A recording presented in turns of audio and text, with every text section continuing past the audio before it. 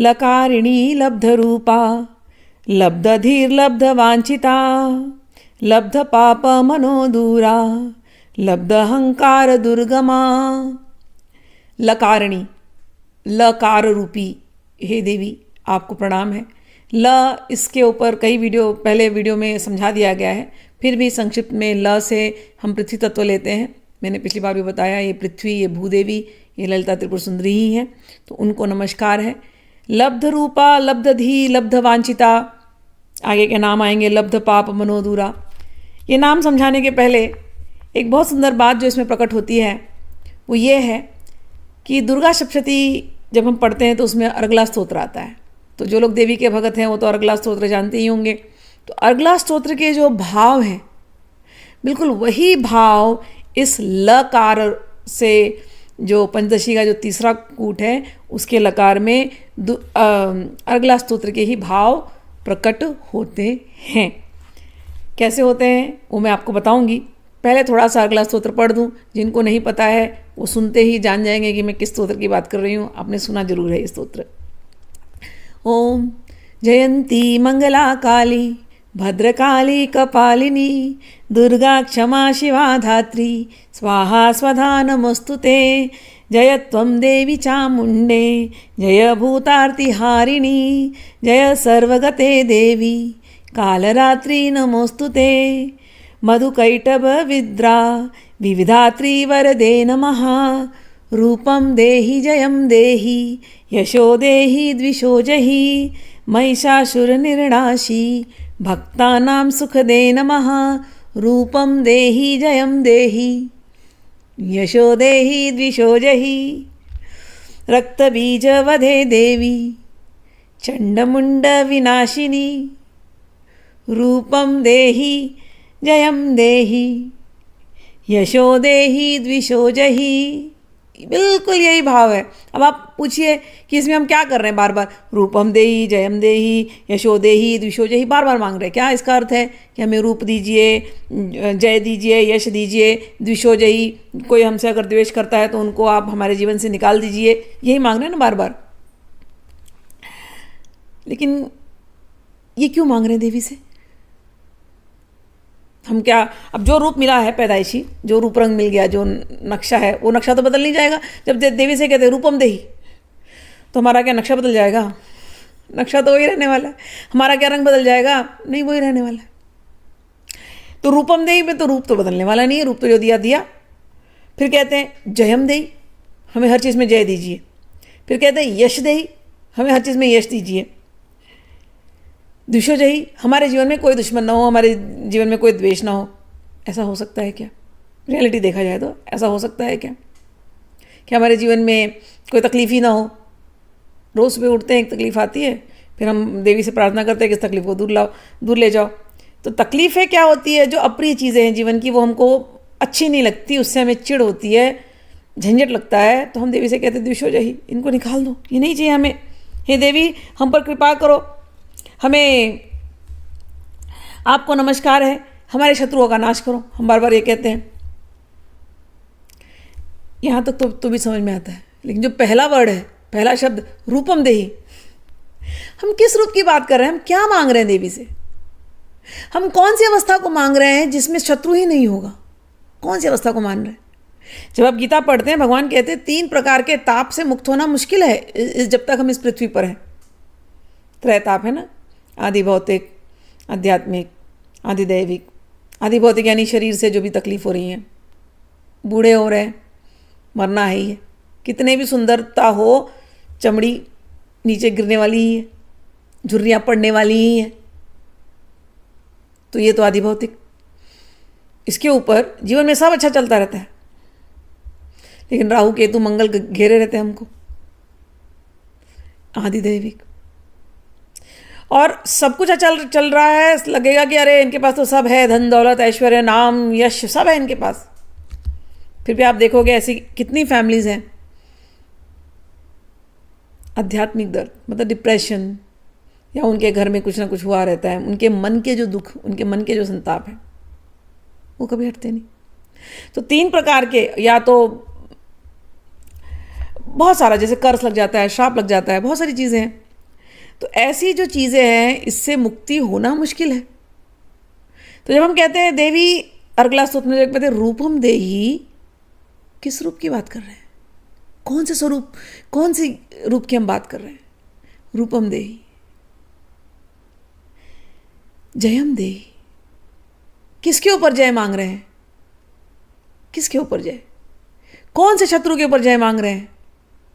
यशो देही, किस प्रकार का यश मांग रहे हैं? द्विषो जयी, मेरे सारे शत्रुओं को मेरे जीवन से निकाल दो। किस शत्रु को हटाने की बात हम कर रहे हैं? क्या मांग रहे हैं देवी से? ये समझने वाली बात है। कौन सा वो स्वरूप है जहां पर शत्रु ही नहीं होगा? कौन सा वो स्वरूप है आप जानते हैं? आपका सच्चिदानंद स्वरूप, आपका आत्म स्वरूप। जब हम देवी से ये मांग रहे हैं, हम देवी से मांगते हैं, देवी मेरा जो शुद्ध चैतन्य स्वरूप है, जो आत्मा का स्वरूप है, जहां केवल आनंद का ही वास है, आनंद की ही तरंगे बहती हैं, हे देवी उस रूप का हमको दर्शन करा दो। इसका अर्थ ये है रूपम देही, उस मेरे चैतन्य स्वरूप का दर्शन मुझे करा दो, उस चिदानंद रूप का दर्शन मुझे करा दो। जयम देही, लोग यदि मुझे जाने तो मुझे जाने कि मैं आपका हूं, मैं आपका शरणागत हूं, आपकी कृपा मेरे ऊपर है। अगर कोई जय चाहिए तो हे देवी बस यही जय चाहिए, यही मेरी जय हो। देवी की दास, माँ की बेटी, माँ का बेटा, यही मेरी जय हो। यशो देही, यही मेरा यश हो, आपके चरणों के अतिरिक्त और कुछ नहीं। द्विषो जही, मेरे जीवन के जितने शत्रु, जानते हैं सबसे बड़ा शत्रु क्या है? सबसे बड़ा शत्रु भारी शत्रु नहीं। आप कोर्ट केस लड़ रहे हैं, ठीक है, आपको लगेगा वो शत्रु है, आपके मुंह से निकलेगा हाय हम कोर्ट केस लड़ रहे हैं ना, वो हमारा शत्रु है। हाय मेरी सास मेरे बारे में ठीक नहीं सोचती है, वो मेरी शत्रु है। मेरी ननद मेरे बारे में ऐसे सोचती है, वो मेरी शत्रु है। मेरे मित्र मेरे बारे में ऐसा करते हैं, वो मेरे शत्रु है। मेरे ऑफिस में मेरे साथ पॉलिटिक्स खेली जा रही है, वो मेरे शत्रु हैं। नहीं, ये सब शत्रु नहीं है, ये सब तो लेन देन है। आपने कभी उनके साथ कुछ लेन देन किया था, अब वो लेन देन करने का समय आ गया। सबसे बड़ा शत्रु क्या? सबसे बड़ी शत्रु आपके अंदर के काम वासनाएं। उन काम वासनाओं के होते, काम वासना आया कहाँ से? रजोगुण से। तो उन काम वासनाओं के होते हुए आपके अंदर जो राग और द्वेष का संस्कार जो बनता है, ये सबसे बड़े शत्रु हैं। तो यदि हमें कुछ चीज़ दूर करनी है तो हमें इस काम वासना, इसके ऊपर काम करना पड़ेगा। काम वासना से ही क्रोध, अगर इच्छा पूरी नहीं हुई तो क्रोध होने वाला है। तो काम, क्रोध, लोभ, मोह, मद, मत्सर, ये जो चीज़ें हैं ये आपके शत्रु हैं। तो जब हम कह रहे हैं कि हे देवी शत्रुम जही, कि मेरे इन शत्रुओं को, द्विषो जही, इन शत्रुओं को आप निकाल दीजिए, तो हम कहते हैं ये जो मैंने अभी आपको बताया, काम, क्रोध, लोभ, मोह, मद, मत्सर इत्यादि, हे देवी आप इनको दूर कीजिए। और भी तंत्र में तो और भी अष्टपाश आते हैं, तो अष्टपाश में भी यही बातें होती हैं। जब तक व्यक्ति अष्टपाश में बंधा है उसको कहते हैं पशु। तो वो जो अष्टपाश होते हैं तंत्र के, ये जो मैंने आपको बताया, काम, क्रोध, लोभ, मोह, मद, मत्सर, तंत्र में उस द्वेष को कहते हैं घृणा। तो एक अष्टपाश है घृणा। सबसे पहला जो अष्टपाश का घृणा, हमें कोई चीज़ अप्रिय लगती है, हमें घृणा हो जाती है, हेट्रेड, एवर्जन, द्वेष। तो अष्टपाश जो तंत्र का है, सबसे पहले घृणा और उसके बाद होती है लज्जा। लज्जा कहीं तो अच्छी है, लेकिन लज्जा कहीं कहीं झिझक है। हम कहीं जाते हैं, कोई काम करना चाहते हैं, लेकिन इतनी झिझक हमारे अंदर होती है, इतनी घबराहट होती है, झिझक कि हम नहीं कर सकते, हम नहीं कर सकते, हम नहीं कर सकते। तो वो झिझक हमें वो करने नहीं देता, हमने झिझक के पाश में हम बंधे होते हैं। तो घृणा, लज्जा, और इस लज्जा से, झिझक से तीसरा शत्रु निकलता है, वो है भय।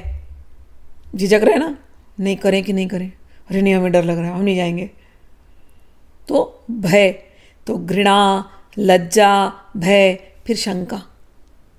कोई चीज़ बताई जा रही लेकिन हमें उस पर विश्वास नहीं, डाउट्स, तो शंका पाश। और फिर जुगुप्सा, जिसका अर्थ होता है कि जैसे डिस्गस्ट, कि हमें कोई चीज़ अच्छी नहीं लग रही, बस नहीं अच्छी लग रही, बस गंदी। जुगुप्सा, भगवान के रास्ते बोला जा रहा है कि चलो भगवान के रास्ते चलो, सत्य के रास्ते चलो, अच्छे रास्ते चलो, लेकिन हमें उससे एकदम हमें बात भी मत करो। होते कई लोग आपको मिलेंगे, आप उनसे भगवान की बातें करो, उनको सुनना भी नहीं होता। आप सत्संग करना चाहते हो, वो आपके पास बैठेंगे भी नहीं, उनको आपसे इतनी तकलीफ होती है। और आपको भी ऐसे ही लोगों से तकलीफ होती है जो भगवान को की बातें नहीं सुनना चाहते।